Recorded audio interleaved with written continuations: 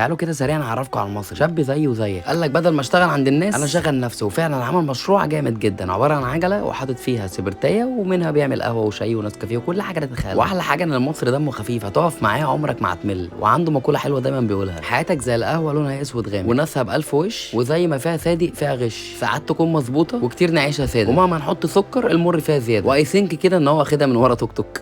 وبالمناسبه كده المصري من اول الناس اللي بدات اتصورها في حياتي. واحلى حاجه بحبها في المصري ان هو عنده استمراريه ودايما حامد ربنا على كل حاجه بتحصل، ودايما هتلاقيه الصبح موجود عند البنزينه اللي موجوده في مصطفى كامل في شارع ابو قير. والمناسبه كده نسيت اقول لك ان انت هتشرب كوبايه قهوه عالميه، ده غير ان انت هتقف مع واحد مثقف جدا جدا جدا. فباختصار كده يا عزيزي جمهوريه خالد فين هتتدلع يعني هتتدلع. اسيبكم بقى مع تقف هنا المصري. الساعه كام؟ الساعة 6 لحد الساعة 9، ومن 9 ل 11 في كفر عبده، ومن 11 لحد مثلا 12 في شارع وينجر. بعد كده بنزل بالليل النقل والهندسة، بطلع جنينة أولمبي كفر عبده كده ان شاء الله. بس حبيبي يا مصر. حبيبي اخويا خالد.